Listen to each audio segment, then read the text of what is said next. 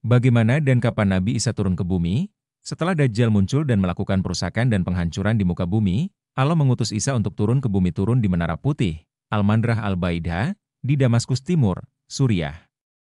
Beliau mengenakan dua buah pakaian yang dicelup dengan waras dan zafaran, beliau taruh kedua telapak tangan beliau di sayap dua malaikat. Bila beliau menundukkan kepala, menurunlah rambutnya, dan bila diangkat kelihatan landai seperti mutiara. Tidak ada orang kafir yang mencium nafasnya kecuali akan mati, padahal nafasnya itu sejauh pandangan matanya. Beliau akan turun pada kelompok yang diberi pertolongan oleh Allah yang berperang untuk menegakkan kebenaran dan bersatu padu menghadapi Dajjal. Nabi Isa turun pada waktu sedang diiqomati sholat, lantas beliau sholat di belakang pemimpin kelompok itu.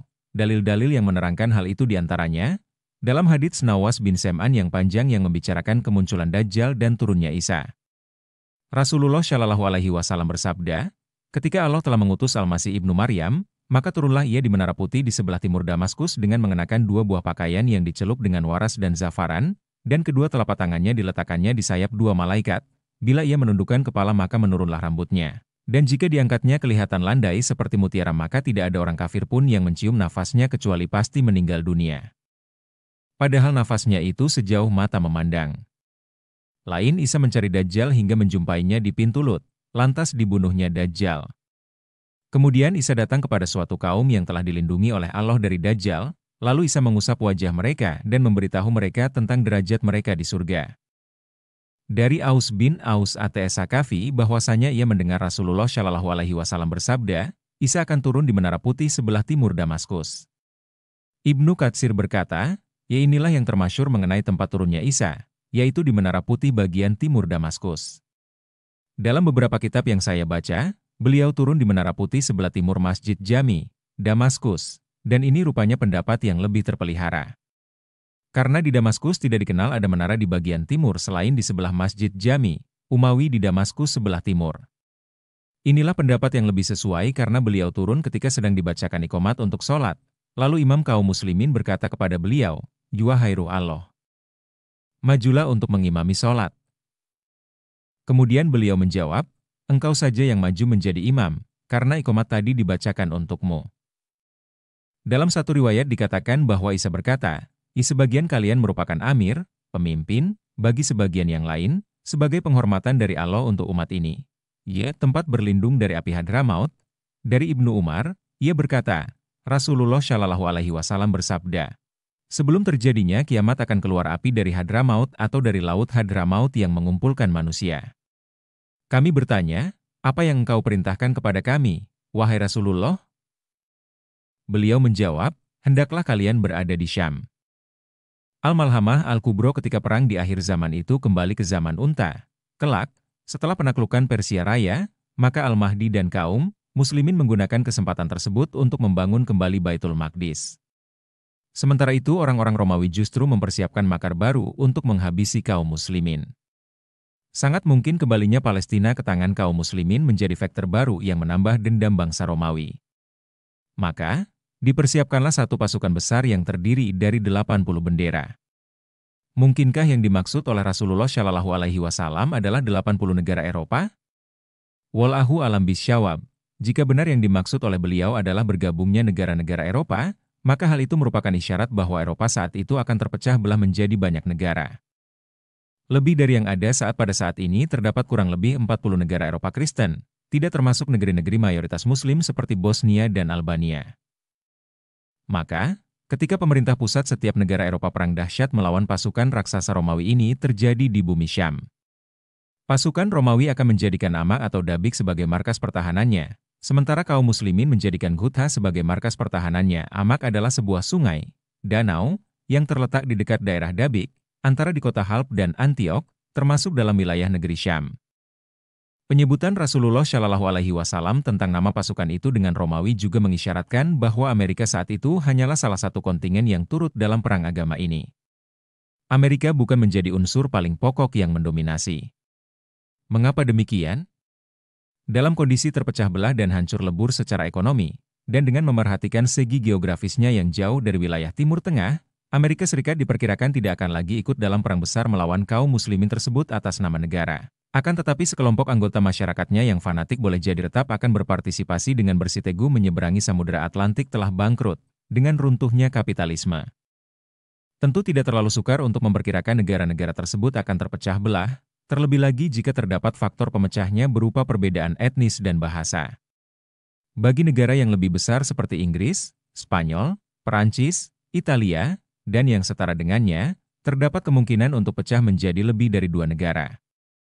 Wallahu alam. Bahkan ide semacam ini sudah pernah dicetuskan pada awal tahun 1990-an, justru ketika negara-negara Eropa tengah berada pada puncak upaya mereka dalam membentuk Eropa bersatu. Fred D. Heineken, seorang raja bir Belanda, telah menimbulkan kegemparan ketika ia mengusulkan dibentuknya sebuah aliansi Eropa yang terdiri dari 75 negara, dengan masing-masing negara berpenduduk antara 5 hingga 10 juta jiwa sesuai dengan latar belakang etnis dan bahasanya. Islandia, Norwegia, Swedia, Finlandia, dan Denmark akan telap dalam bentuk yang sama. Skotlandia dan Wales akan menjadi negara merdeka.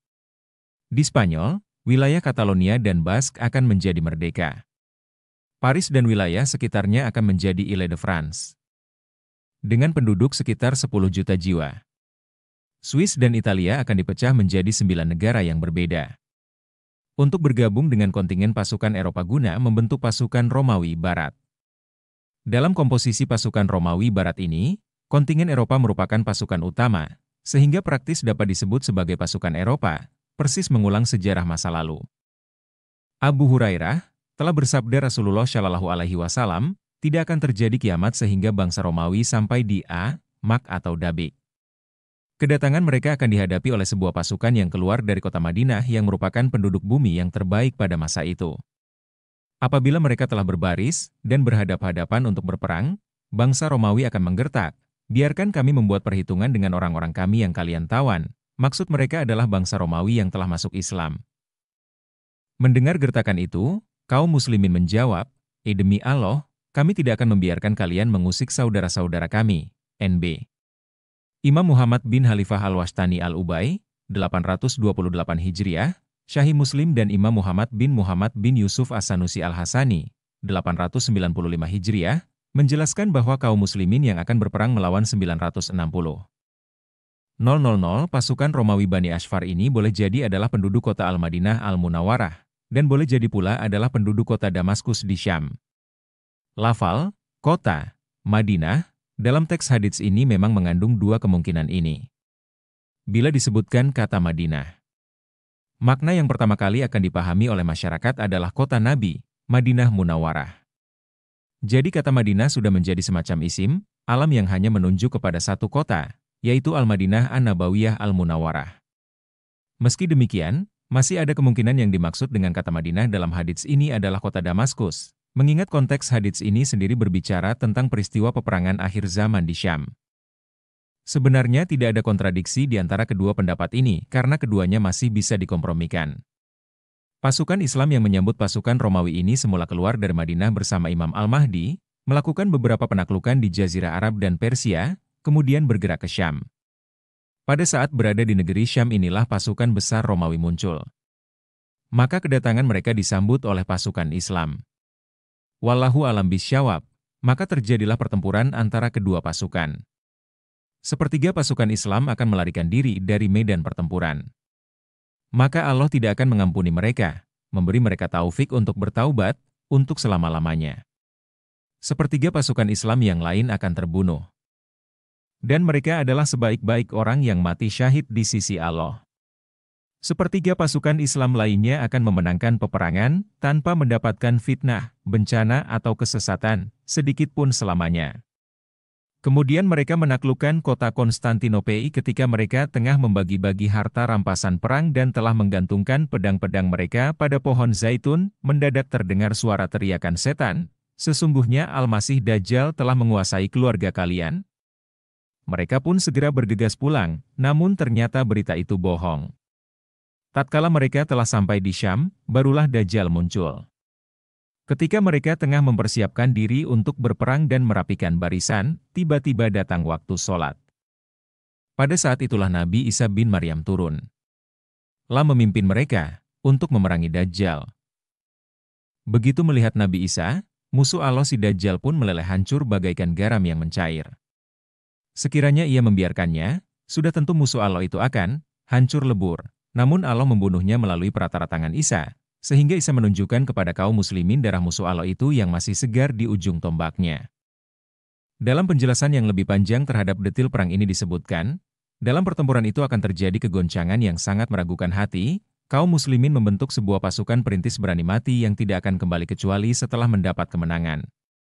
Terjadilah pertempuran dahsyat, dari pagi hari hingga sore, sampai akhirnya datang malam menghentikan peperangan mereka. Kaum muslimin dan bangsa Romawi kembali ke kemah-kemah mereka, tanpa ada pihak yang meraih kemenangan. Seluruh anggota pasukan berani mati umat Islam tersebut ternyata terbunuh di medan laga. Maka kaum muslimin kembali membentuk sebuah pasukan perintis berani mati, yang tidak akan kembali kecuali setelah mendapat kemenangan. Terjadilah pertempuran dahsyat, dari pagi hari hingga sore, sampai akhirnya datangnya malam menghentikan peperangan mereka.